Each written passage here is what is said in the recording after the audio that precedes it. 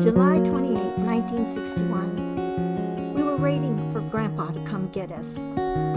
He pulled out of Culver just before dark in hopes of avoiding the sweltering afternoon heat on the return trip.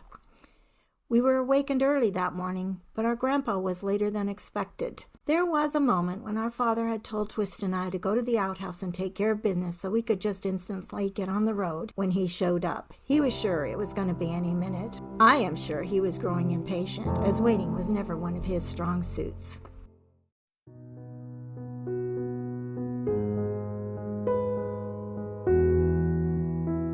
We adored our grandmother, but we barely knew our Grandpa. He and our grandmother were living in a small house near the rim of the canyon that had been formed by the Crooked River for which the ranch was named. We had a family reunion that summer at Crooked River. Though we could not remember ever seeing our cousins, we already knew them. It must have been our mother who talked about the family, as our dad was never around. The reunion was all about the kids having fun. It was as if we little cousins had been together all of our lives. Even Aunt Nell and her children, Bob and Sue and Ben, had come from Ohio. All of our aunts, Sis, Nell, Bernadine, Joe, and Kitty, and Uncle B were there, along with all of our cousins. Aunt Bernadine had just married the ranch foreman, Lloyd McFarland, and was living in the old white house with the big front porch. Lloyd had a daughter, Linda, older than me, and lived in the house with our cousins Bill, Karen, and Irene. Karen and Irene were always dressed like little dolls, and I thought they were so lucky to live in the big house. Linda had a horse named Silver. Before we rode the horse, Uncle B walked with some of us to the canyon edge so we could look over and see how deep it was. It was pretty wide, too. When we got back to the house, our dad started telling some of the kids that horse had been wanting to jump across that canyon, so they'd better be careful. Our cousin Sue remembers that there was no way she was getting on that horse. My only memory of our Grandpa from the reunion was of him teasing us about how he could take out his eyeball. We didn't believe him until he actually did it. It was horrifying for Twist and I, as we didn't know about the glass eye until then. After that, we couldn't forget it. We kids were too busy playing to spend a whole lot of time with Grandma and Grandpa at the reunion. There was only one other time I can recall being with Grandpa. It was 3 years after the reunion, when we were preparing to move to Oregon. I'd made a trip with Grandma and Grandpa back to Culver, where they lived in a shed that had been made over in my grandmother's refined style. The day we left was sweltering hot, and Grandma had brought water so she could wet towels to hang in the car windows to help cool the unbearable heat inside the car. We stayed in Culver for maybe a week before returning to Canada. Grandma stayed with us while Grandpa went back home. I have no memory during that week of ever interacting with my grandfather, and I felt awkward around him. It was so different with my grandmother, who was outgoing and exuded warmth. He, like our father, seemed to be a man of few words when he wasn't with the company of others. I would later learn that Aunt Sis's sons, Ken and Don, were able to enjoy some great experiences with Grandpa Gates. On the morning of July 28th, having honored my father's request to use the outhouse, I was trotting on the path next to the woodshed that connected the yard, where a magnificent old oak tree towered in full bloom, sheltering the yard from the bright sun. I was stopped in my tracks when under the tree I saw something I couldn't even begin to process at first. There were 4 people, 2 men and 2 women, under the tree, holding on to each other in a circle, with heads bent so I couldn't see their faces. My first instinct was that my grandfather had brought some people with him, but it was so odd. Why were they huddled like that? That was when I recognized our dad, the guy who invented the "I don't want to hear no crying" rule. He was crying with my grandmother, Aunt Sis, and Uncle B. All of them were crying. It took a minute to realize that Grandpa was not there. It wasn't hard to figure out. Grandpa was not going to be able to come to get us. They were all buried in grief, and none of them saw me. And so, not knowing what else to do, I went up the steps of the front porch and opened the kitchen door to find my cousin Kenny, with swollen red eyes, dipping a cup of cold creek water into a glass. Neither of us said anything. We just looked at one another. He looked so sad. We were both elderly when Kenny once shared with me that he had thrown a huge fit in order to be able to accompany his mother, Sis. She hadn't thought he should go, but for some reason, he felt he needed to. They were all still huddled up when Kenny and I came back out of the house.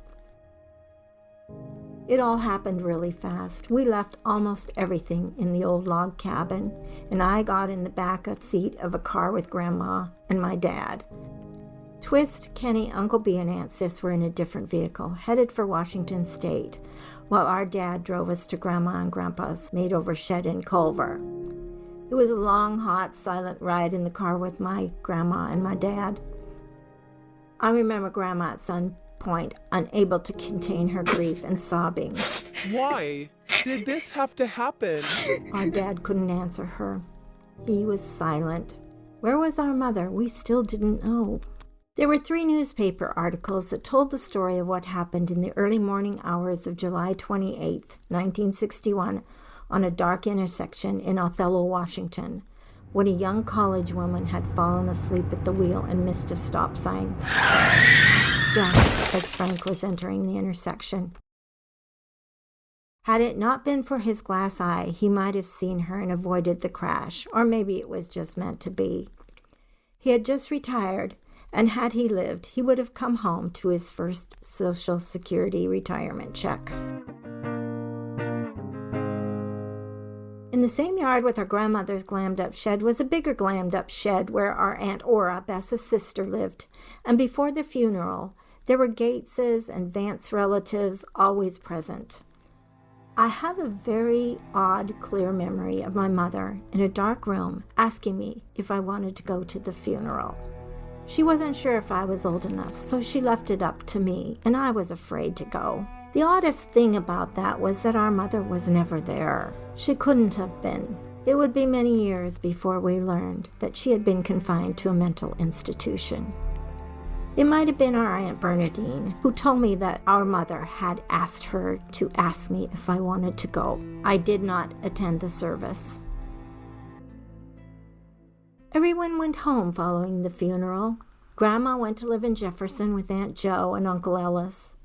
They were able to get her into a great little house, which she absolutely loved.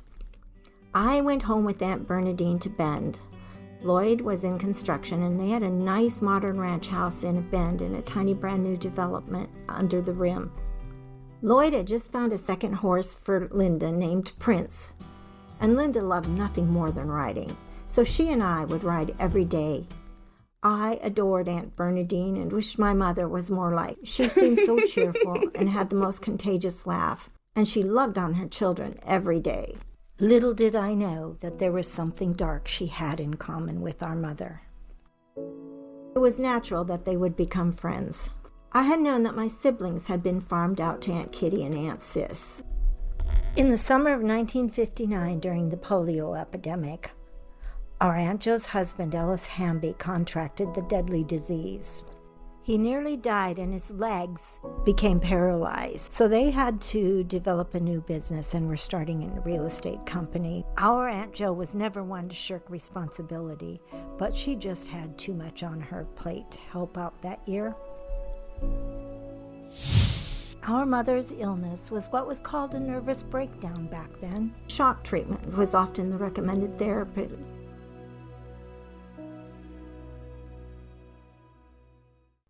Our father's reckless decisions, impregnating and marrying a troubled teenager, writing a bull that left him injured for life, and leaving a note on thousands of dollars worth of lumber, trusting that no one would have taken advantage of the situation. It all seemed to come down on him at once. He had known quite a few people who came and went at the lumber yard, which was why he felt safe leaving the note. On top of everything, it was quite possible that someone he knew had betrayed him. He would never have any idea of who stole the lumber. They had both been broken to the core. It wasn't long after the funeral that our invincible father was also admitted to a psychiatric ward. Then the plan had been that the two of them would separate. But when it came down to it, George told his family he still loved her and wanted to work it out. It was probably just as well. Our mother was pregnant, And the logistics of living with 7 kids separately, well, neither one of them had anything. I happily spent much of that August in Bend with Aunt Bernadine and my cousins. We went to movies and the public swimming pool that was near enough that we often walked. It was a life I could only have imagined. As September was approaching, I was wondering if I would go to school in Bend, but suddenly our mother appeared, and I was taken to an empty house in Culver, where once again the family was together. The football field of the school was right across the street from the house, and we could see the block building that housed the first 8 grades. Our mother seemed excited about the house, and I remember cleaning the baseboards, especially since cleaning was not her strong suit. It was pleasant to have her care. It was a decent house, but only had 2 bedrooms, though one was quite large and we all fit. It felt like everything was going to be all right. New house, new school, new life. We had no idea of the agony our parents were going through. We thought we were living in luxury. There was electricity in every room. In the bathroom, you could turn on the tap and hot water would flow into the bathtub. Our mother didn't have to build a fire to cook. The government was sending us bricks of cheese, which was something that our mother was really pleased about. Our grandmother's sister, our great aunt Ora, had surely been helpful in getting us the house. She had been sinning, as my grandpa Frank would call it, with a man named Mr. Bolenbaugh. Frank would refer to him as Old Beef and Balls, considering the sinning that was going on between the two. Old Beef and Balls had a brother in Sweet Home who owned the house and was willing to be somewhat tolerant with the rent. He was a pleasant man who would sometimes visit, sitting in a dining chair with his cane planted between his feet, talking with a little whistle that occasionally escaped through his teeth, particularly when he talked about Sweet Home. We settled in, school started. My dad must have been working at whatever he could find until one day our mother, swelling with pride, had an announcement. They were building a dam on the Deschutes River, and our father had obtained a full-time job there, which he would keep until the dam was complete. But they were slowly getting back on their feet, all the while ignoring the damage that had been done between them. While that first year was a dream come true for us kids, I'm sure it was a nightmare for our parents. Were it not for the kindness of others, I don't know how we would have made it. Our mother had always enjoyed Christmas, but now it had become stressful. We did, however, in December of 1961, get a really good Christmas present. It came a little early when our sweet brother Fuzz was born. It was an enormous change from the life we lived, but not everything changed. Some things stayed the same. If the quarreling and bickering that went on between our parents changed at all, it was not for the better.